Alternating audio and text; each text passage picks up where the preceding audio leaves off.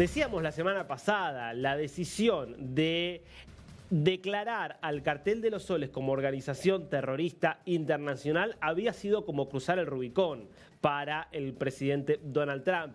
La idea de que ya no había vuelta atrás, si se pasaba esa declaración, si ya había llegado a territorio y a aguas caribeñas el mayor portaaviones del mundo, el USS Gerald Ford, si ya estaba desplegada la mayor cantidad y calidad de fuerzas navales, aéreas y militares de Estados Unidos en América Latina en la historia de los Estados Unidos, es porque la decisión está tomada.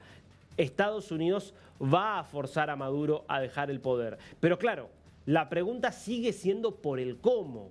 Bueno, la conversación que mantuvieron Donald Trump y el dictador Nicolás Maduro, ya confirmada por el propio Trump ayer, da un poco la pauta de hacia dónde se dirige esta negociación que está entrando en fase final para probablemente después pasar a la fase de las armas. Y de eso se tratan también los mensajes cruzados que vienen conociéndose en las últimas horas. Ya vamos a hablar de la conversación telefónica en sí, pero me parece interesante ver estos mensajes hasta gráficos, hasta caricaturescos. Yo quiero que veas la caricatura que Pete Hegseth, el secretario de Guerra, le ha dedicado a Nicolás Maduro. Para tu lista de deseos por Navidad, dice el secretario de Guerra, y la imagen, vayamos al pleno con la imagen. Franklin apunta a los narcoterroristas, una historia clásica de Franklin y la tortuga Franklin, que es conocido por protagonizar una larga serie de libros infantiles justamente que muestran a esta tortuga viajando por distintos lugares del mundo, en este caso con, bueno, un sencillo lanzacohetes disparándole a las narcolanchas de los distintos carteles de la droga. Todo un mensaje, porque ya no es un ataque aéreo, sino que es directamente ya un Marine disfrazado de tortuga o Franklin disfrazado de Marine atacando desde los Estados Unidos a la dictadura de Nicolás Maduro. Y en esa misma línea empiezan a conocerse las portadas de muchos diarios estadounidenses que justamente empiezan que es el último mes del año, con mensajes claros. Y muchos aludiendo también a la Navidad, porque pareciera que esto se resuelve de acá a la Navidad y no va a pasar mucho más que eso. Pero fíjate lo que publica, por ejemplo, The New York Post, diario bastante cercano al presidente Trump. Maduro go, Maduro go, Maduro que se tiene que ir, ¿no? El ultimátum de Trump al matón de Venezuela.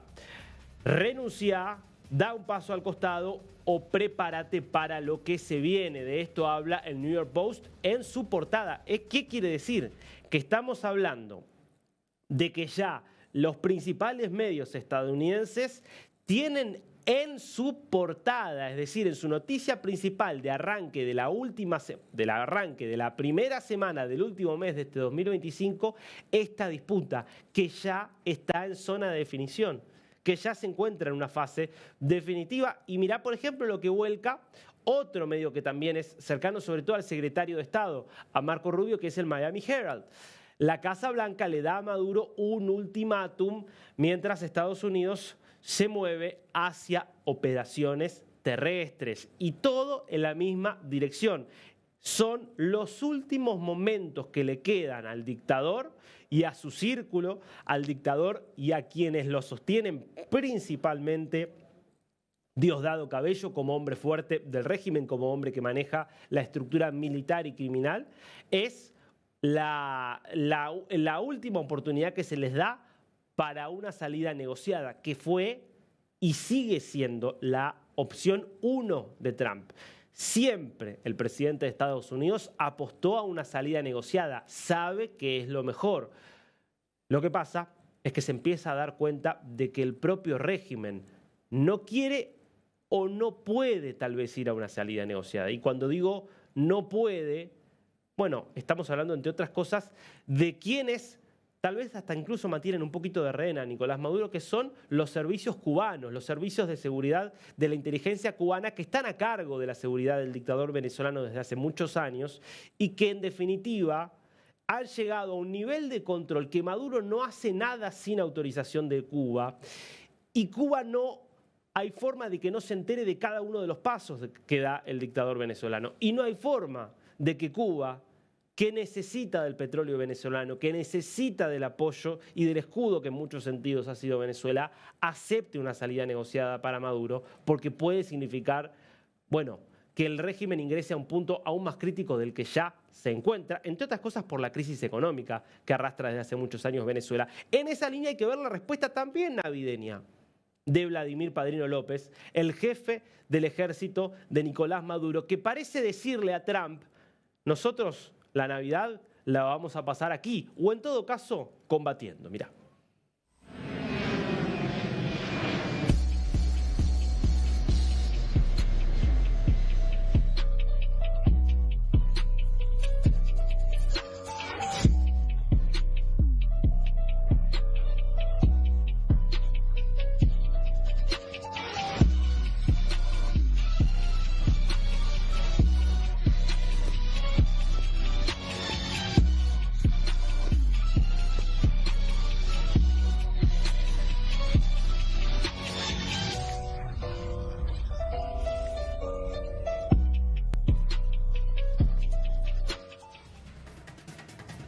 Está claro que son muchas las oportunidades que le ha dado Trump a Maduro y a las Fuerzas Armadas venezolanas para que ocurriera una de dos. Una opción era que el propio Maduro dijera: Donald, señor presidente, me voy. ¿Qué condiciones puede garantizar para la seguridad mía y de mi familia? Y yo dejo el poder, opción 1. Opción 2, que un sector de las propias Fuerzas Armadas, viendo lo que se avecinaba a partir de la ofensiva estadounidense, decidiera voltearlo a Nicolás Maduro, hacer un golpe interno que liquidara a Maduro, liquidara a Diosdado Cabello y permitiera entonces una transición en Venezuela. Ninguna de las dos cosas sucedieron en gran medida por lo que yo te contaba antes de la presencia cubana y por el nivel de involucramiento con el narcotráfico que ya tiene la estructura militar chavista, que hace que nadie esté dispuesto a perder eso porque no tienen forma de ganarlo por otra vía. Eso es lo que dominó la conversación claramente fallida entre Trump y Maduro. Conversación que así confirmaba el presidente estadounidense ayer a bordo del Air Force One. Because we consider Venezuela to be not a very friendly country. They sent millions of people, really, and probably a number in excess of that. And a lot of those people shouldn't be in our country, from jails, from gangs, from drug dealers, from all of the people that came into our country shouldn't have been in our country, causing a lot of problems. Does your warning... And drugs. The New York Times reported that you had a phone call with Maduro. Did you? I don't want to comment on it. The answer is yes. And can you tell us a little bit about it? No, I can't do that. Mr. President, would you say it went well? I wouldn't say it went well or badly. It was a phone call, yeah. Because we consider... ¿Qué es lo que decía justamente allí Donald Trump? Hablaba de dos cosas. Primero explicaba la decisión que había tomado sobre el espacio aéreo venezolano, que es una decisión que se conoció el viernes. Y después le preguntaban justamente por esta conversación que habían mantenido con Maduro, que daba a conocer el New York Times, y eso es lo que le preguntaban, y la respuesta allí del presidente Trump justamente había sido clara y categórica acerca de, bueno, sí tuvimos una conversación, no fue ni buena ni mala. ¿Qué se sabe de esa conversación? Bueno, te lo voy a contar ahora mismo. Trump le dijo una cosa y solo una cosa: Maduro, yo no quiero que muera gente, no quiero tener que realizar un ataque, no quiero tener que hacer una operación especial, no me interesa. Lo único que me interesa es que vos dejes el poder. ¿Qué necesitas para irte? ¿Cuál fue la respuesta de Maduro? La respuesta de Maduro fue: 3 condiciones, presidente Trump, y son las siguientes. Condición número 1, no a una salida inmediata, una salida por etapas, a mediano plazo, una salida progresiva, que suponga de a poquito ir desarmando la estructura de poder chavista en un plazo de ¿cuánto? ¿1 año? ¿2 años? ¿3 años? Primera condición de Maduro para Trump. Segunda condición de Maduro para Trump: amnistía total para todo el círculo de Maduro. Es decir, no solo para Maduro y su familia, sino para Diosdado Cabello, para Vladimir Padrino López, para todos los jefes de la estructura criminal del chavismo. Tercera condición planteada por Maduro en estas conversaciones telefónicas. Que el chavismo, esto es Diosdado Cabello, continúe controlando las Fuerzas Armadas bolivarianas incluso después de entregar el poder político. Algo así como lo que ocurrió en 1990 en Nicaragua, cuando culmina el proceso de la revolución sandinista, Daniel Ortega, presidente, va a elecciones contra Violeta Barrios de Chamorro, pierde las elecciones, Violeta Barrios de Chamorro asume la presidencia, pero el control de la estructura de las Fuerzas Armadas sandinistas queda en manos del Frente Sandinista de Liberación y del propio Ortega. Obviamente eso es lo que le permitió a Ortega, 16 años después, volver al poder, ya convertido en un dictador absoluto, como lo sigue siendo aún hoy. Obviamente la respuesta de Trump fue no, no, no. La única opción es una salida inmediata del poder y solamente perdonarle la vida y darle libertad a vos y a tu familia. Allí se terminaron las negociaciones y allí se terminaron las conversaciones. Por eso es inmediatamente después de que se conoce esta conversación que Trump sigue avanzando. Todo indica que esta conversación se produjo antes de que Trump declarara al Cartel de los Soles como organización terrorista y sin dudas antes de que Trump sí publicara este mensaje que vas a ver ahora, que habla sobre el espacio aéreo de Venezuela. A todas las aerolíneas, pilotos, narcotraficantes y también traficantes de personas, por favor, consideren el espacio sobre y alrededor de Venezuela completamente cerrado en su totalidad. Muchas gracias por su atención en esta materia.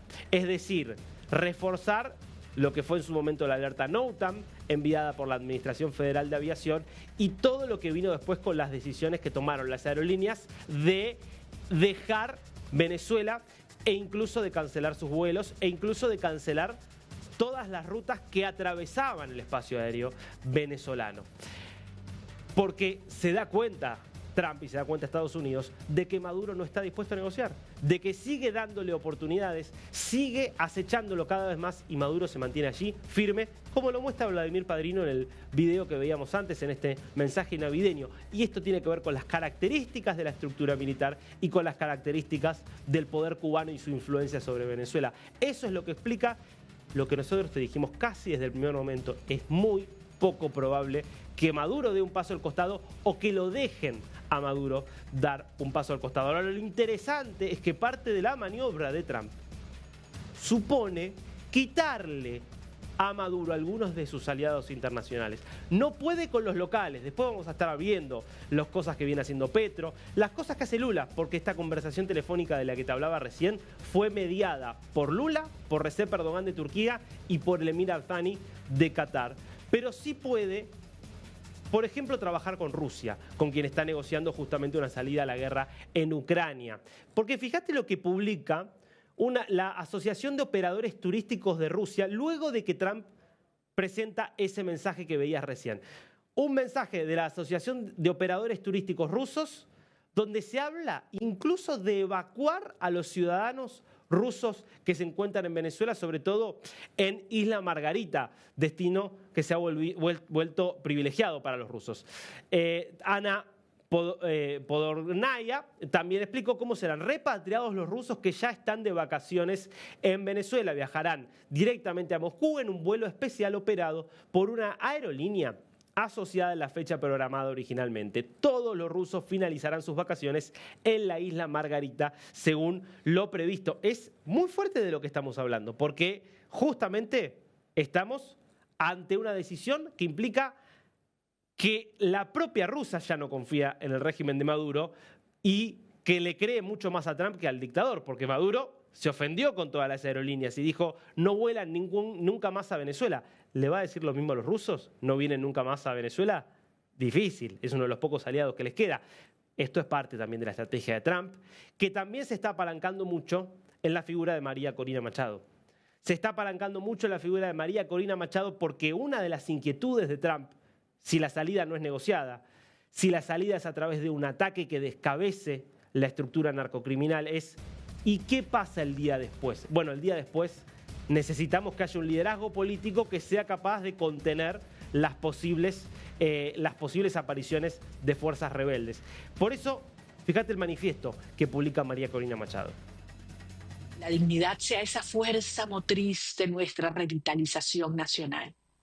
La fuerza que establecerá un mercado libre de ideas y de empresas, que promoverá el desarrollo pleno de cada persona y limitará la autoridad del Estado a su función legítima, la de ser el firme guardián de nuestros derechos inalienables. Es un mensaje mucho más largo, pero esta es la presentación que pone allí María Corina Machado, que está en intensas negociaciones, diálogo directo con el gobierno de Donald Trump. No te olvides que ya hubo una operación encubierta de este gobierno de Estados Unidos en territorio venezolano.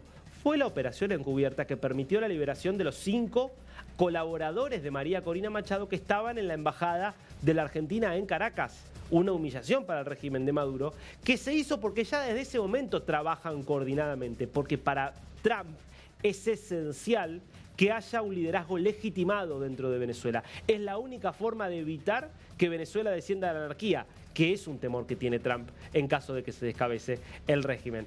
Esto es, en definitiva, también lo que está sucediendo mientras el régimen de Nicolás Maduro sigue dando muestras de que no quiere negociar. Y de hecho ha redoblado la apuesta, incluso denunciando a Estados Unidos en foros internacionales. ¿En qué foros? ¿A qué foros le quedan? Bueno, la OPEP, por ejemplo, la Organización de Países Exportadores de Petróleos. Allí fue la vicepresidenta de Maduro, Delcy Rodríguez, una de las primeras quien junto con su hermano Jorge, quien conduce la Asamblea Nacional, intentó de alguna forma entablar algún puente con la Casa Blanca para ver si había alguna negociación posible más favorable a los intereses de Maduro. Así fue la denuncia de Delcy Rodríguez. Sobre la actualización de la agresión que está en curso contra Venezuela. Voy a leer textualmente. Estimado secretario general y países OPEP y OPEC Plus. Tengo a bien dirigirme a ustedes en la oportunidad de extenderle un cordial saludo y al mismo tiempo hacer referencia a las crecientes y legales amenazas proferidas por el gobierno de los Estados Unidos de América contra la República Bolivariana de Venezuela. Como ustedes seguramente habrán podido observar, desde mediados del mes de agosto del corriente año, el presidente de los Estados Unidos de América, Donald Trump, ha venido ejecutando una campaña de hostigamiento y amenaza contra Venezuela que pone en claro peligro la paz, la seguridad y la estabilidad regional e internacional. Como parte de esa campaña, han sido desplegados en la región del Caribe diversos activos militares estadounidenses, incluyendo más de 14 buques de guerra y 15.000 efectivos. Además, autoridades estadounidenses han realizado más de 20 bombardeos contra pequeñas embarcaciones, dando como resultado el asesinato extrajudicial de más de 80 personas.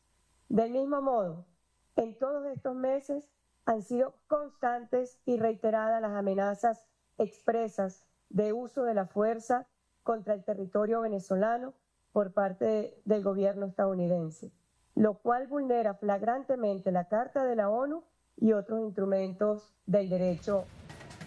Lo cierto es que más allá de este discurso que solamente compra el régimen, sus aliados, también algunos aliados que tiene en Estados Unidos, aliados estratégicos, aliados quizás circunstanciales, como es hoy muchos miembros del Partido Demócrata que apoyan a Maduro solamente con la idea de pegarle a Trump y dicen sí, efectivamente son violaciones a los derechos humanos las que está cometiendo Trump por sus ataques contra los narcoterroristas que están en el Caribe. La realidad es que nadie compra ese discurso, por lo menos nadie razonable.